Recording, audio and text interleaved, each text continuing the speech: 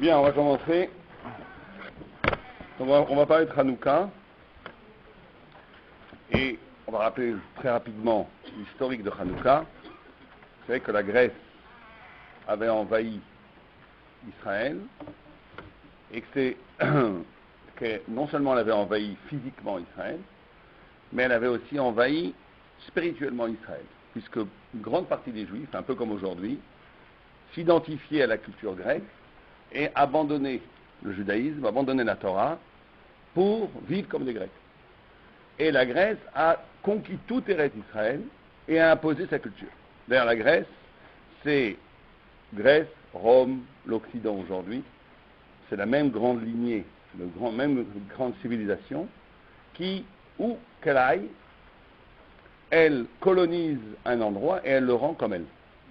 Elle détruit les cultures locales et elle rend les gens s'identifient à l'Occident comme aujourd'hui et détruit toute culture qui ne lui ressemble pas. Non seulement elle la détruit, mais elle intègre la culture locale qu'elle a envahie et elle en fait une partie de sa culture, comme on le voit dans la musique aujourd'hui, etc., etc. Le seul peuple dans l'histoire qui a résisté à la Grèce, c'est Am Israël. C'est le seul peuple. Tous les autres peuples se sont devenus des peuples helléniques, grecs, et ont été complètement anéantis culturellement et spirituellement par la présence grecque. Le seul peuple qui a résisté à la Grèce, c'est Am Israël. Et le Maharal de Prague nous explique que la grande guerre qu'il y a eu entre la Grèce et Israël, c'est pas la guerre tellement physique, il y a eu aussi une guerre physique, c'est la guerre spirituelle, une guerre qui est sur le statut de l'intelligence. Ce qu'il appelle Milchamot al-Chokhma. Davka al-Inyan al-Chokhma, ça veut dire qu'il y avait deux façons, et c'est ça qu'on va essayer de comprendre aujourd'hui, deux formes de date, deux formes de Chokhmot, deux formes d'intelligence, et il y a l'intelligence grecque, parce qu'ils ont la Chokhma, l'Occident, la Grèce, Rome ont la Chokhma, et la Chokhma de la Torah. Et il y a une confrontation entre ces deux Chokhmot. Il y a une confrontation entre ces deux formes d'intelligence. Et on va essayer de dégager quelles sont ces deux formes d'intelligence et pourquoi celle de Am Israël est la seule forme qui a pu vaincre la Grèce. Et c'est ça qu'on fait à Hanouka. Alors l'histoire, tout le monde la connaît. Les Grèces avaient envahi Israël, les Maccabis se sont révoltés, une poignée d'hommes, très peu d'hommes, très peu d'hommes, se sont battus contre une immense armée grecque et ont vaincu les Grecs. Et quand ils sont rentrés dans le temple, toute l'huile était tamée et ils ont trouvé une petite fiole d'huile qui était restée avec le sceau du Kohen Gadol, qui était restée pure.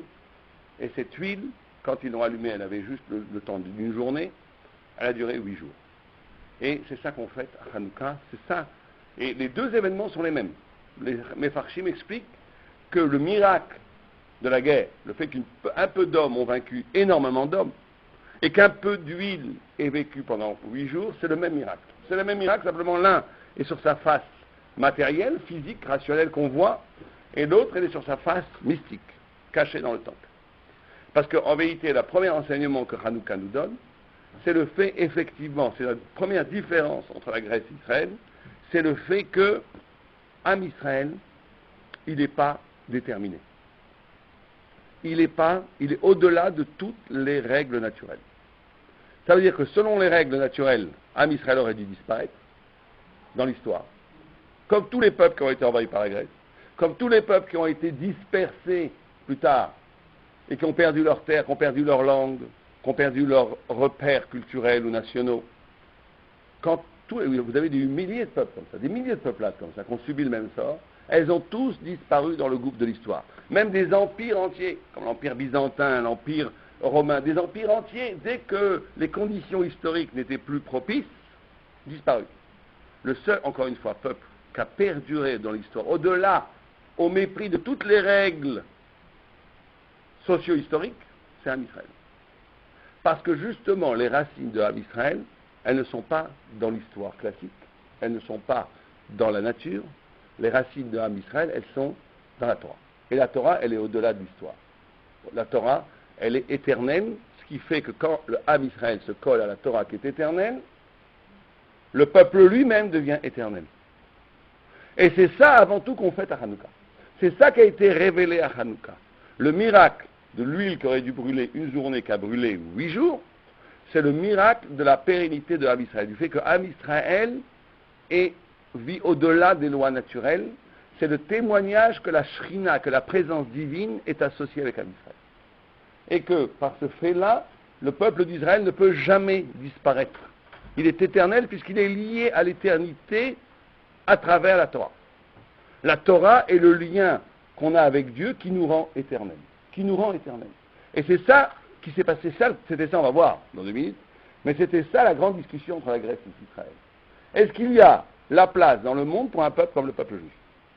On va voir que pour les Grecs, c'est inacceptable à Israël. C'est quelque chose qui est inacceptable en essence. Et on va voir pourquoi. Mais la première idée pour nous, la plus importante, c'est que si on est là encore aujourd'hui, c'est parce qu'on est lié à quelque chose qui est transhistorique, qui n'est pas lié à l'histoire, qui s'appelle la Torah. C'est quelque chose de fascinant. Quand vous lisez, quand quelqu'un étudie dans les yeshivot de la Torah, les problèmes qu'avait Rabbi Akiva, les problèmes qu'avait Tosfot, les problèmes qu'avait Rambam, les problèmes qu'avait Rashi, c'est nos mêmes problèmes. On étudie les mêmes problèmes sur des milliers d'années. Les mêmes problèmes, c'est les mêmes préoccupations. Vous avez la même recherche de la même vérité dans les mêmes textes. Parce que le lieu de Am Israël, c'est la Torah. Alors que tous les autres peuples, leur lieu, c'est leur terre. Donc, ou l'histoire, ou le temps. Quand le temps change, quand la terre change, le peuple disparaît ou se transforme. Am Israël, comme il est lié à quelque chose qui n'est pas transformable, qui est éternel, que la Torah, il est lui-même pas transformable, il est unique. C'est ce qui rend d'ailleurs fou beaucoup d'égoïsme. Il y a quelque chose, une énigme d'Israël, ce qu'ils appellent l'énigme d'Israël. Vous avez un peuple qui ne répond pas aux critères normaux des autres peuples. Parce que justement, Am Israël est lié à quelque chose d'autre. Il est lié à Dieu par sa Torah. Ça, c'est la première chose. Alors, la deuxième chose, vous savez qu'il y a très peu de textes sur Hanouka. Très peu de textes sur Hanouka. Il y a une Gemara, sur Purim, il y a une Gemara, il n'y a pas de Gemara Hanouka. Et il y a quelques lignes dans Shabbat, dans la Gemara Shabbat Daf 21, Chafalef, il y a quelques lignes dans Shabbat, mais il n'y a pratiquement pas de texte. Et cette absence de texte, elle nous apprend quelque chose. L'absence de texte dans Hanouka, lui-même vient nous enseigner quelque chose. Parce que justement, on dit que quand la Torah a été traduite en grec, c'est que la première fois qu'elle a été traduite dans l'histoire, c'est en grec, c'est la première traduction. On dit que 3 jours de ténèbres se sont abattus sur le monde. Quand la Torah a été traduite en grec, il y a eu 3 jours où le monde est entré dans les ténèbres. Qu'est-ce que ça veut dire? Justement, ça veut dire que, et ça c'est un peu profond, un peu compliqué à comprendre, et c'est ce que nous disent nos sages, ils nous disent que justement la Torah, on ne peut pas la traduire. Ça veut dire quoi que la Torah, on ne peut pas la traduire? C'est la chose suivante. Que, justement, une des dimensions de l'alliance qu'on a avec Dieu, c'est qu'il y a une Torah chez Birtav, qui est le texte, et une Torah chez Balpé, une Torah orale. Et que la Torah orale, elle est là pour révéler ce qui dans le texte n'est pas évident, qui n'est pas définissable. Il y a toute une dimension dans le texte qu'on ne peut pas définir, qu'on ne peut pas circonscrire, qui est là, qui nous montre ce qu'il y a d'infini dans le texte. Qui nous montre que dans le texte, il y a des choses qui sont de l'ordre de la divinité, de l'infini. Or, la Grèce, la grande force de la Grèce, on va voir, c'est de tout traduire, tout définir. Tout magdir, c'est ce qu'on appelle la Chokhma Yévanite. La Chokhma Yévanite, à partir, c'est eux qui inventent la mathématique, c'est eux qui inventent la philosophie. Les Grecs sont les premiers qui vont commencer à vouloir définir le monde. Mais alors, c'est là où il y a un problème. C'est que les sages nous disent, une définition, c'est une Chokhma, c'est très bien. Ça définit, mais en même temps, une définition, comme le nom l'indique, finit. Circonscrit, met quelque chose dans une boîte. Le rang, c'est ça et pas autre chose. C'est ça, et ça c'est l'asphyxie de la spiritualité de la Torah elle-même. Ça rend petit l'infini qui était dans la Torah. Il y a dans la Torah une partie qui est indéfinissable, qu'on ne peut pas dire, vous savez qu'il y a un enseignement chez les grands Mekoubal. Il y a un moment donné dans l'enseignement où on ne parle plus, où le maître va faire comprendre, va faire passer le message aux disciples, après la parole, c'est pour ça que ça s'appelle Kabbalah, on reçoit, ça ne passe plus par une formulation orale, ça passe par l'au-delà de l'oralité, ça passe par un signe qui montre des choses qui sont plus haut que la parole elle-même. Et ça, la Grèce, elle veut complètement le détruire. Ça, la Grèce veut détruire toute cette dimension qui n'est pas palpable, qui n'est pas définissable. Et ça, c'est la première guerre entre Israël et la Grèce. Est-ce qu'il y a un champ de l'intelligible, un champ de l'intelligence, qui est au-delà de la parole, oui ou non? C'était la première guerre. pour comprendre cette idée, qui est une idée très importante, parce que c'est une idée aussi pour nous. C'est une idée pour nous parce qu'un juif, il doit toujours vivre une vie où il est indéfinissable. Si on peut dire quelqu'un, il est ça et pas autre chose, c'est qu'il il est passé à côté de son essence judaïque. Quelqu'un qui est vraiment un juif, c'est quelqu'un qui échappe à toute définition. Et nous-mêmes, nous devons faire très attention de ne pas être circonscrits par notre vie. La vie, le quotidien, les malheurs de la vie, les difficultés de la vie, ou même le bonheur de la vie, vont nous construire d'une certaine façon. Or, le juif, c'est celui qui échappe à tous ces déterminismes. Comme à Hanouka. Le juif, c'est quelqu'un qui est capable de être... Vous mettez un goy et un juif qui ont exactement la même vie, l'un, ça va sortir un paysan, l'autre, ça va sortir quelqu'un qui va dire une idée géniale. C'est ça la différence entre les juifs et les goy. C'est pas tellement une différence au niveau du niveau même d'intelligence, mais au niveau que le juif, il ne se laisse pas définir par la vie. Alors, c'est pour ça que vous avez des ragas, c'est pour ça que vous avez des juifs, vous regardez, sociologiquement, c'est très intéressant. Vous avez des couches qui viennent de prolétaires, ou bien des couches qui venaient, par exemple, d'Afrique du Nord ou d'Irak, en Europe ou en Amérique. Au bout d'une génération, les enfants deviennent docteurs, ingénieurs, tic-tac, tic-tac. Pourquoi? Parce que c'est dans la culture juive, même les chilonimes, ça reste. Ça reste dans la culture juive de ne pas être défini par une classe sociale. Chez les goy, les prolétaires restent prolétaires de père en fils en des générations. Et c'est très rare qu'un fils de prolétaire devienne ingénieur. C'est très, ou docteur, ou philosophe. C'est très exceptionnellement rare. Chez les juifs, c'est très courant. Parce que justement, les juifs, même chez les chilonim, il y a cette culture qu'on n'est pas déterminé. On n'est pas déterminé. Et ça, c'est une qualité juive qu'il faut toujours garder. De ne pas être déterminé par les choses. D'être plus grand que les choses qui veulent nous circonscrire.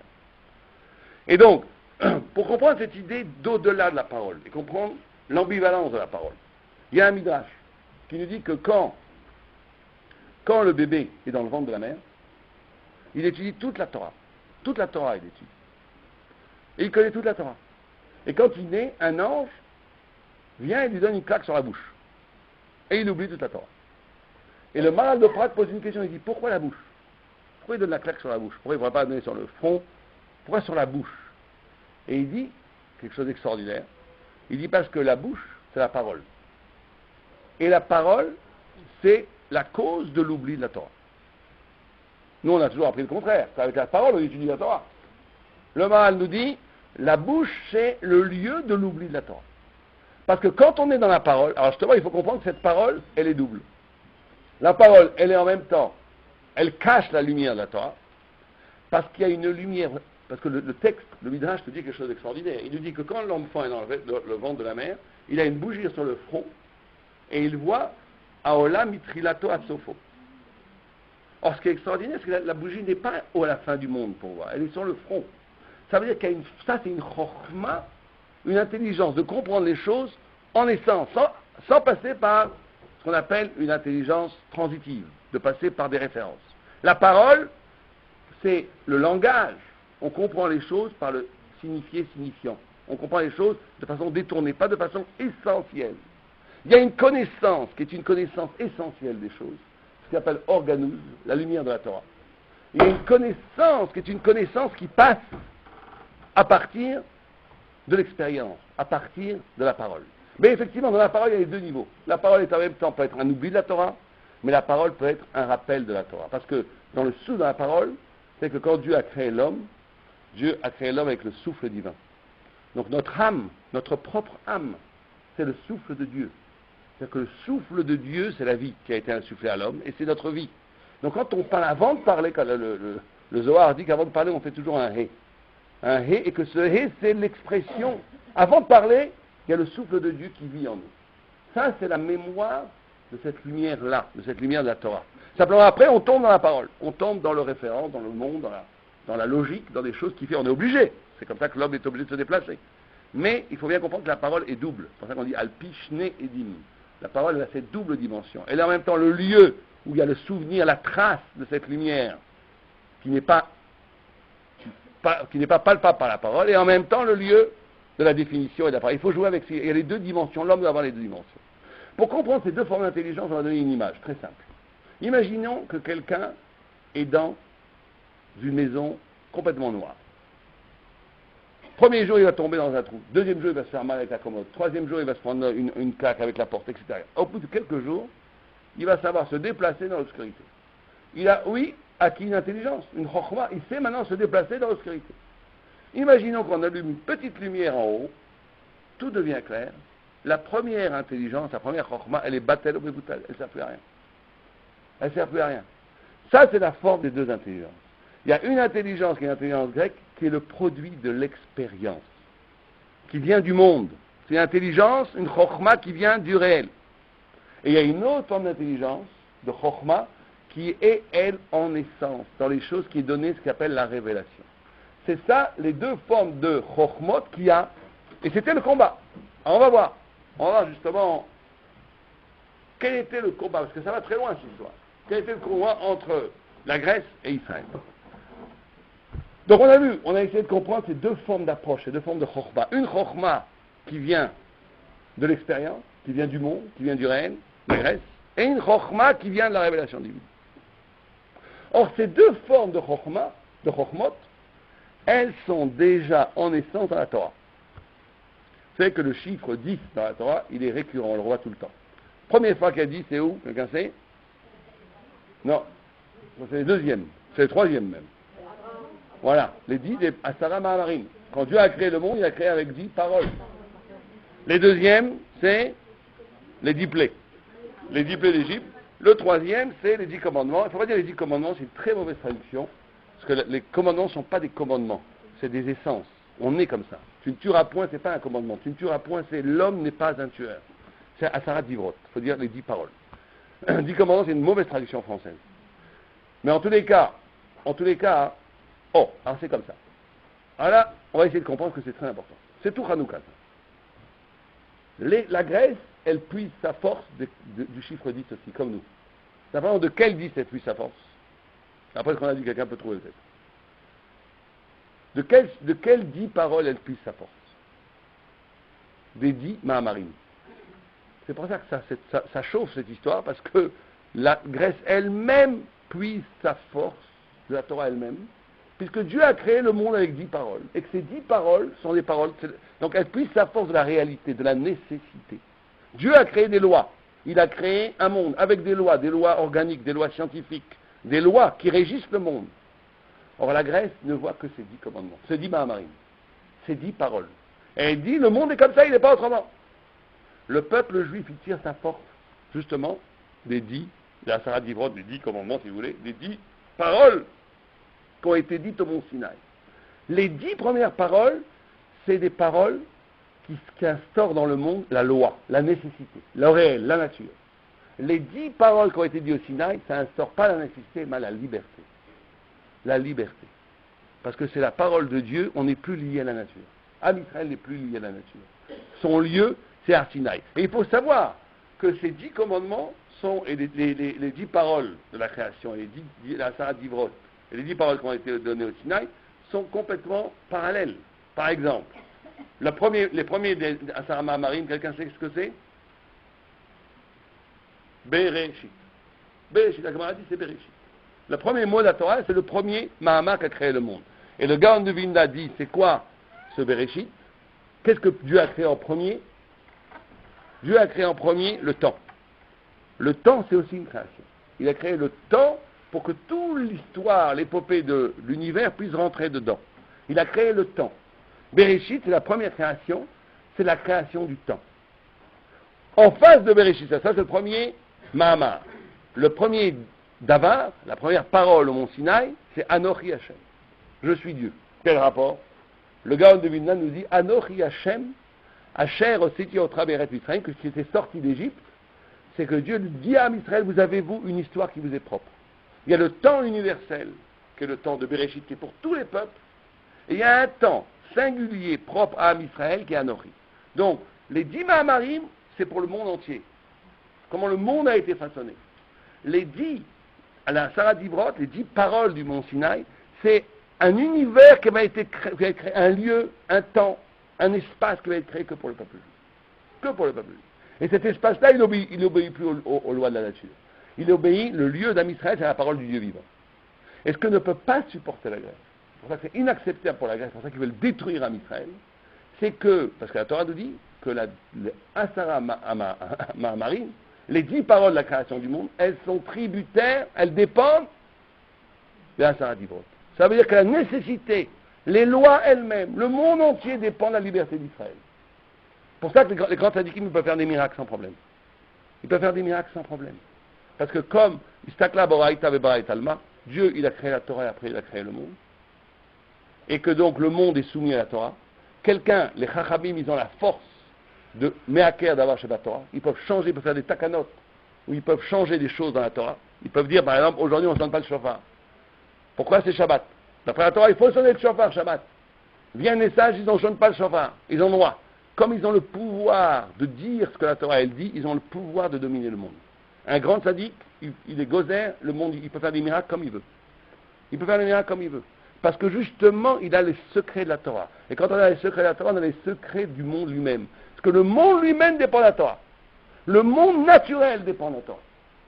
Et ça, c'est ce que la Grèce ne peut pas supporter. Parce que la Grèce, c'est le monde de la nécessité, le monde de la science, le monde de la réalité, le monde de la présence du monde. Quand ils voient un peuple qui se dit que le monde de la nécessité, le monde de la science dépend de la liberté d'un peuple, ça les rend fous.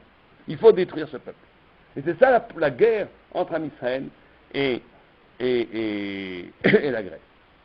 C'est pour ça que la Grèce, pour comprendre encore une fois cette différence, pour bien vous faire comprendre cette différence entre les deux façons de voir. Parce qu'il y a une contradiction dans la Grèce. D'un côté, on nous dit ce qu'on nous dit maintenant, que la Grèce, elle a obscurci les yeux d'Israël, comme ça dit la Gemara. Elle a obscurci les yeux d'Israël. On va voir pourquoi dans 5 minutes. Et d'un autre côté, on nous dit que la Grèce, Yafet, Yoshvé, Bor, Lechem, que la Grèce est la beauté, et que la Grèce, elle doit exister dans les tentes de Shem, ça veut dire dans les yeshivot, qu'il faut faire rentrer la Grèce dans la Torah. Comment c'est possible? Il y a une contradiction énorme. Au début, dans Bereshit, on nous dit, il y a la prophétie sur les 4 empires, Ve'aya Tohu, Bovou, Chosher et Théom. Tohu, c'est Bavel, Bohu, c'est la Perse, Chosher, les ténèbres, c'est la Grèce, Théom, c'est Rome, c'est aujourd'hui, jusqu'à encore. Théom, parce qu'on n'en voit pas la fin. La Gemara a dit, le dernier empire, on n'en voit pas la fin. Ça fait des milliers d'années que ça dure. L'exil dans Rome, en Occident jusqu'à aujourd'hui, on n'en voit pas la fin. Mais le troisième que prévoit le Bereshit, c'est Chosher, c'est les ténèbres, c'est la Grèce. Et d'un autre côté, il y a un autre passage qui nous dit, Yafet, que la Grèce, doit être dans les tentes de Shem. Et la Gemara a dit, Yafet a une très belle langue. Et la Gemara a dit, une halakha, elle apprend de ce passage une halakha, que la seule traduction qui est autorisée de la Torah pour lire dans la Beth Knesset, c'est le grec. On peut écrire un Sefer Torah en grec ancien. Aujourd'hui, le Rambam dit qu'on ne connaît plus ce grec-là, donc on ne peut plus le faire. Mais d'après Beikaradin, on peut écrire une Torah en grec ancien et lire la Torah dans la Beth Knesset en grec. Comment c'est possible une chose pareille? On vient de nous dire que c'est les ténèbres. C'est les ténèbres, puisque c'est dans Bereshit. Au début, des gens l'appellent la grecque les ténèbres. Et d'un autre côté, on nous dit, c'est la beauté, on peut traduire la Torah en grec. Comment ça va? Comment ça marche? Alors on va essayer d'expliquer. On va essayer d'expliquer ça par ce que le Ramban. Le Ramban, il amène un texte absolument étonnant.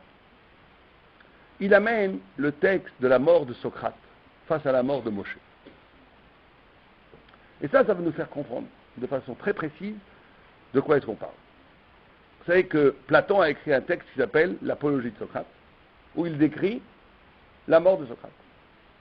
Et la cité grecque, Athènes, condamne Socrate à mort. Condamné à mort.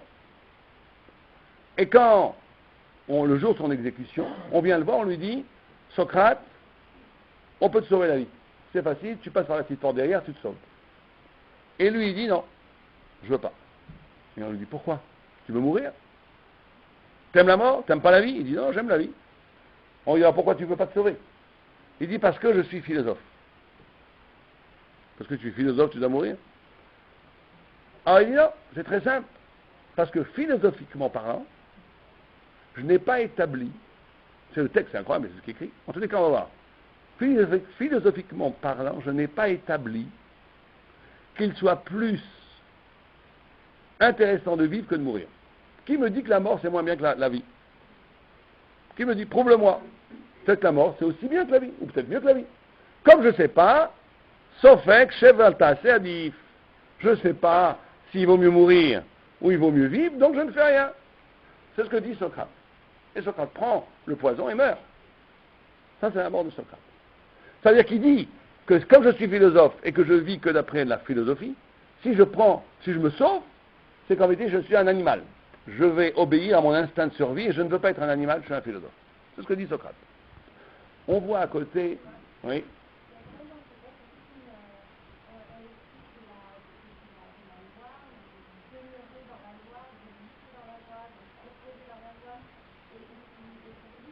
Oui, il y a aussi cet aspect-là. Mais je vous parle du deuxième aspect où il dit là-bas que philosophiquement, il vaut mieux vivre. On ne sait pas si ça vaut il y a plus, la politique sociale, c'est un livre assez épais. Pas très gros, mais c'est un livre. Mais je vous en ai qu'une partie. Il y a aussi une autre notion qui veut effectivement respecter la loi. Mais ça, il y a tout un. C'est pas du tout notre sujet. Notre sujet, la deuxième partie où il explique que s'il se sauvait et qu'il ne prenait pas le poison, il se comporterait comme un animal qui obéirait à son instinct de survie.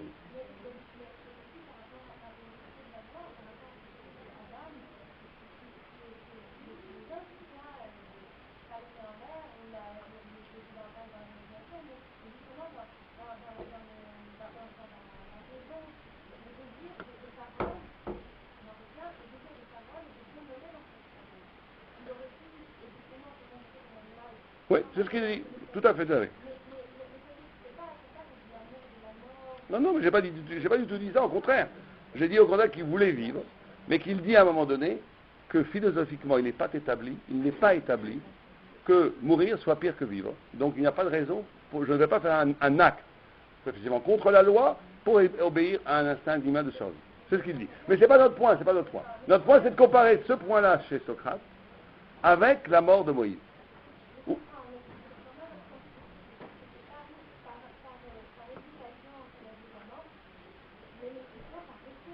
Non, je ne suis pas d'accord avec la phrase du livre, ça on pourra voir si vous voulez dedans.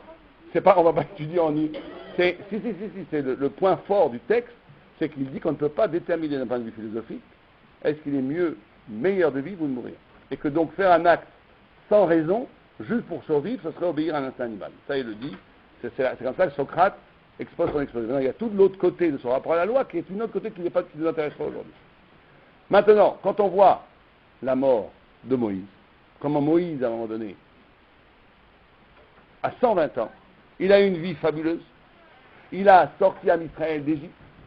Il a parlé 3 fois 40 jours avec Dieu. Il sait qu'un monde futur extraordinaire l'attend. Et il fait Vaïtranan des centaines de tfilotes pour continuer à vivre. Il veut vivre. Il veut rentrer en Israël pour faire les mitzvot en Israël. Comment c'est possible? D'un côté, vous avez un Socrate, un goy, il a l'impression d'être complètement détaché au moment de la mort. Et vous avez un Moïse qui veut continuer à vivre. Alors, on ne parle pas du tout ici au niveau... d'avoir peur de la mort, c'est pas du tout ça. Même pour Socrate, c'est plus haut que ça, et bien entendu, pour Moïse, c'est beaucoup plus haut que ça. C'est pas ça le problème. On n'est pas ici du tout dans la souga, la peur de la mort, vouloir vivre, c'est pas du tout ça. C'est que justement, Socrate, on a enfin trouvé un goy honnête. Il est honnête. C'est-à-dire quoi, il est honnête? Ça veut dire que, quand on a, c'est ça la contradiction de la Grèce, c'est que la Grèce, d'un côté, on nous dit, il y a fait. Elle peut traduire le monde. La philosophie, la science, elle peut dire le monde comme il est. Pour faire des avions, formidable. Pour fabriquer des médicaments qui vont donner plus de temps à vivre, formidable. Pour traduire, c'est ça la traduction, quand on dit traduction. Pour traduire ce qui existe déjà, la Grèce, c'est la fête, c'est merveilleux. Pour donner, amplifier le monde qui nous est donné dans toutes ses aptitudes, c'est la Grèce. La Grèce, elle est capable de décrire le monde. Elle est capable à partir de ce qu'on a, amplifier ce qu'on a. Mais ça ne donne pas un sens à la vie. Ça ne donne pas un sens à la vie. C'est Socrate le comprend. Et Socrate dit, vivre, mourir, quand quelqu'un arrive à ce raisonnement-là, vivre, mourir, je ne sais pas si mourir c'est mieux que vivre, ça veut dire qu'il ne donne pas de sens à sa vie. Ça veut dire qu'il est passif dans sa pensée. Quelqu'un qui meurt comme ça, c'est quelqu'un qui a compris, en tous les cas il a vu que la science grecque, que l'intelligence grecque, c'est une intelligence qui ne donne pas sens à ma propre vie, à mon intimité de vie. Ça explique le monde. Je vais savoir pourquoi, je vais expliquer à combien de distance est la Lune, à combien de distance est la... Je vais expliquer l'univers, tout ce que vous voulez. Je vais expliquer des milliers de choses. Mais d'expliquer le monde, ça ne donne pas sens à la vie. Au moment de la mort, juste avant de mourir, toute la connaissance scientifique, toute la connaissance philosophique, elle a très très peu d'importance. Très peu d'importance. Ça donne une excitation de la vie relative, mais ça ne donne pas un sens à la vie. Alors que Moïse, Moshe, qui lui est dans la Torah, et la Torah c'est la liberté. Et comme c'est la liberté, c'est le pouvoir de créer du sens. C'est ça qu'on fait toute la journée. Générer des concepts de Torah. C'est ça l'étude de la Torah. C'est générer des concepts, et plus que ça, Dieu dit, vous êtes partenaire avec moi dans la Torah elle-même, dans l'élaboration de la Torah elle-même, à travers la Torah Sheval Peh. Ça, chaque jour que tu vis est une journée, chaque jour que tu étudies, c'est une journée qui amène de l'infini dans ta vie, de l'infini dans le lieu de ta plus grande intimité. C'est quelque chose qui est de l'ordre, donne du sens à la vie. Quand on vit une vie qui donne du sens, la mort, bien sûr, que la mort, par rapport à la vie, est négative. On veut continuer à vivre. Et Moshe veut continuer à vivre. Pas comme un instinct de survie, mais comme une vie qui donne du sens. Vous comprenez? Là, on peut très bien définir la différence entre la Grèce et Israël. Quand on est honnête, quand on va au bout des choses. Quand on va au bout des choses et qu'on a dépassé la fascination du social, la reconnaissance sociale, toutes ces choses-là qui font qu'on a l'impression que notre vie elle a du sens. Mais si un goy est absolument honnête, quand je dis un goy, ça peut être aussi un juif qui vit comme un goy. Ça veut dire que quelqu'un qui vit dans un monde où ce qui l'intéresse vraiment, c'est le monde qui est là. Il n'est pas lié à l'éternité. Si quelqu'un est vraiment honnête, et là on peut donner le crédit à Socrate qu'il était honnête, c'est qu'à ce moment-là, il dit, je sais, ça ne vaut pas plus le coup de vivre que de mourir. Parce que mon intelligence, la chokhma grecque, elle est là que pour éclaircir ce qui existe déjà. Il n'y a pas d'avenir, c'est un temps cyclique. Un temps qui revient sur lui-même. Il n'y a pas d'avenir vraiment, les choses seront toujours les mêmes, et je suis là juste pour les expliquer. Expliquer les choses qui seront toujours les mêmes demain et qui expliquent la même chose hier, c'est bien intéressant, mais ça ne donne pas un sens à la vie. Et si on est vraiment honnête, on dit comme Socrate. C'est pas plus intéressant de vivre que mourir quand on est dans ce système-là. Quand on est dans le système de la Torah, on est dans le système du chidouche. Le chidouche, c'est-à-dire la possibilité de créer quelque chose d'absolument nouveau. Créer un sens absolument nouveau. Et donc, si je crée du sens, ça veut dire que je suis une partie intégrante de la Torah. Et on va voir. Ça, c'est le dernier mouvement pour Hanouka. C'est que Hanouka, on a dit, c'est le monde, c'est cette forme d'intelligence qu'on a essayé de décrire, de la nécessité, la Sarah d'Ivrot, face à l'intelligence de la liberté que la Torah. Mais surtout, il y a eu, la Grèce a gagné une bataille dans la guerre qu'elle a perdue. C'est qu'à partir du moment où la Grèce est arrivée, la prophétie s'est tue. Il n'y a plus eu de prophète. Alexandre le Grand, comme ça l'Agma elle dit, que du jour où Alexandre le Grand a conquis le monde, la Grèce donc, le dernier prophète est mort. Le dernier prophète est mort. La pensée grecque a tué la prophétie. Pourquoi? Parce que justement, la Grèce, elle a inventé deux choses très importantes. Un, ce qu'on a expliqué, la science, la philosophie, ça veut dire l'intelligence de la nécessité, qui a été combattue par l'intelligence de la liberté et de la révélation qui est en Israël, c'est ce qu'on vient d'expliquer.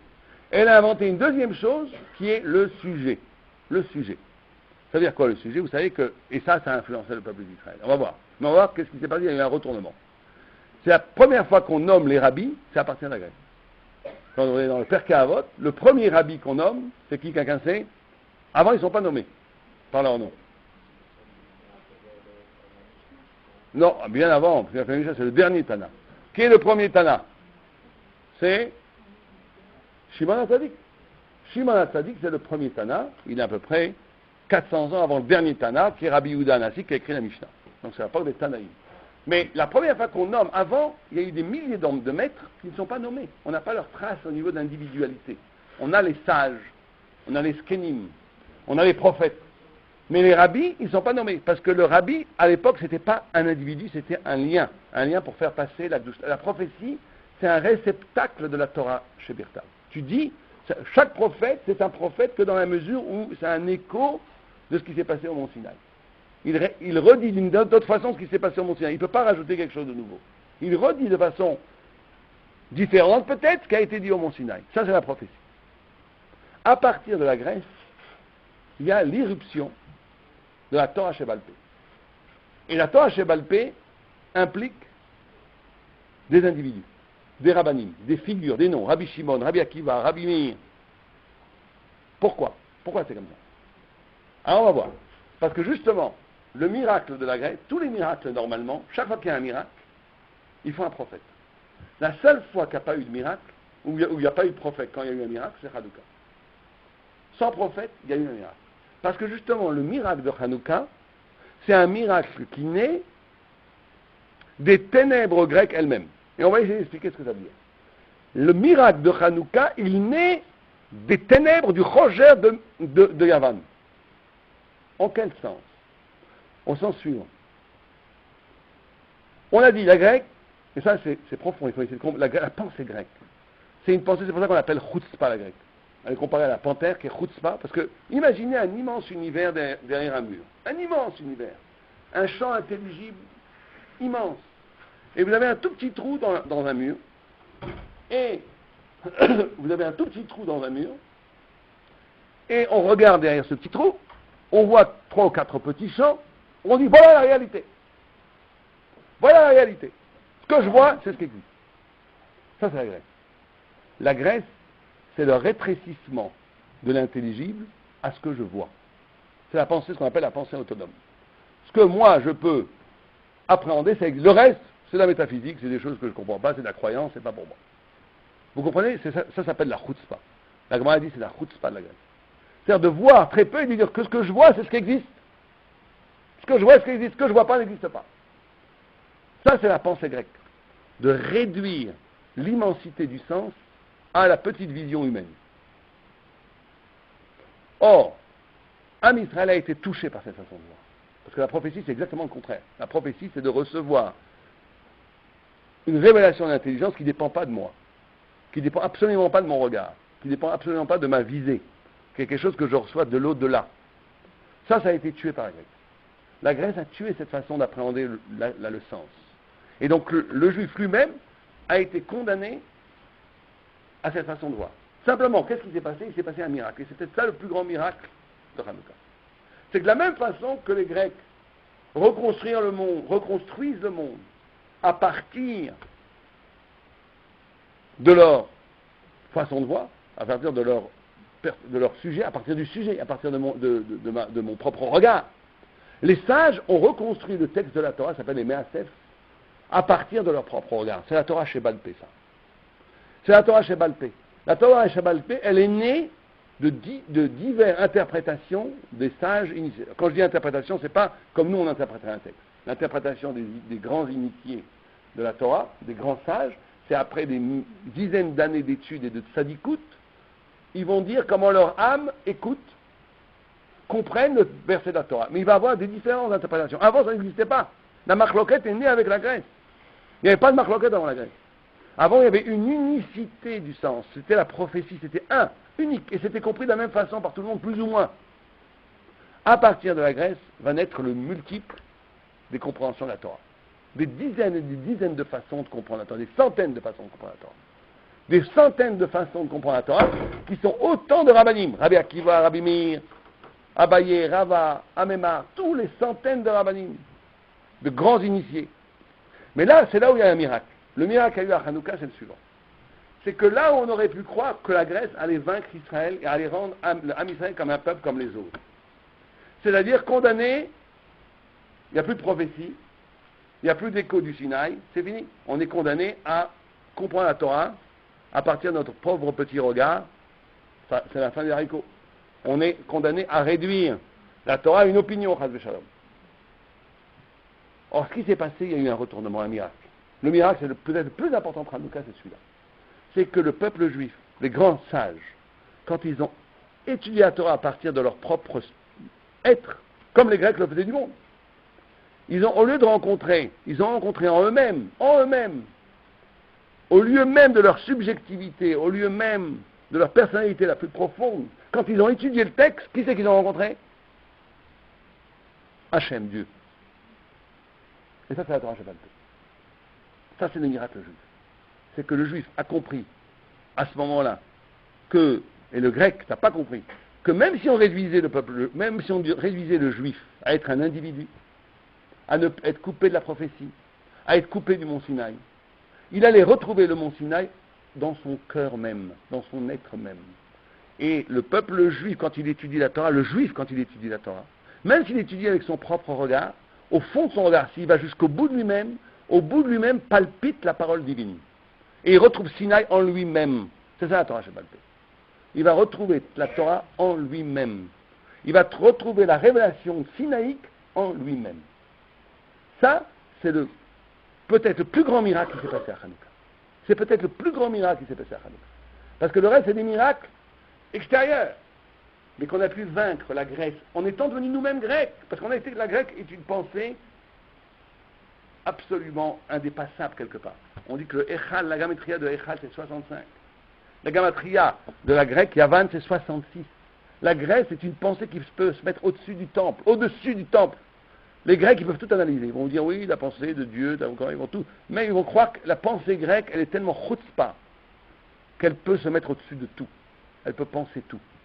Elle peut pratiquement penser tout. Mais il y a quelque chose qui est au-dessus de ça, ce qui s'appelle Bina. Bina, c'est 67.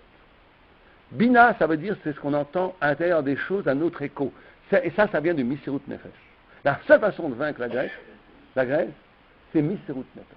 Misirut Nefesh, ça veut dire la notion de sacrifice, la notion d'aller plus loin que ce qu'on est. La notion du don total de soi. C'est pour ça qu'on a vaincu la Grèce, qu'une poignée d'hommes qui a été prêt à tout a vaincu la Grèce dans la guerre, la Misirut Nefesh amène ce miracle-là de vaincre la Grèce. Parce que justement, la Misirut Nefesh nous font toucher un lieu de nous-mêmes qui est au-delà de tous les déterminismes et qui est la parole du Dieu vivant. Vous savez que ça, c'est quelque chose de très important, cette notion que le peuple juif et la Torah sont un. Le fond de nous-mêmes, c'est une lettre de la Torah.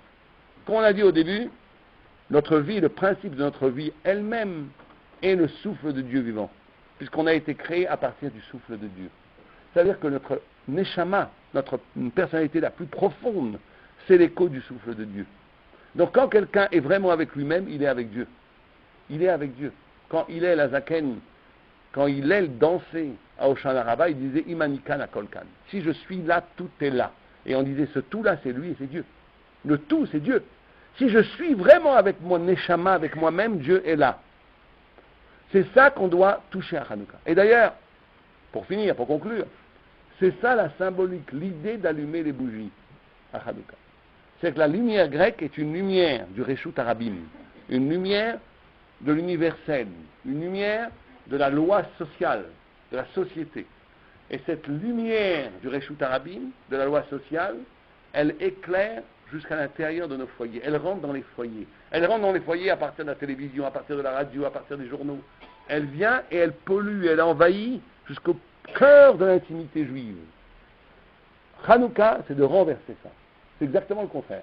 C'est que la lumière intime, la lumière de la Torah, qui est la lumière de l'âme, elle doit éclairer, illuminer le monde public. Vous voyez, le renversement, c'est exactement le contraire. C'est exactement le contraire. C'est ça la guerre. Est-ce qu'on va être structuré par une parole et une intelligence sociale qui réduit tout à la définition et qui réduit tout à des êtres sociaux? Par la loi? Est-ce qu'on va être déterminé par la loi?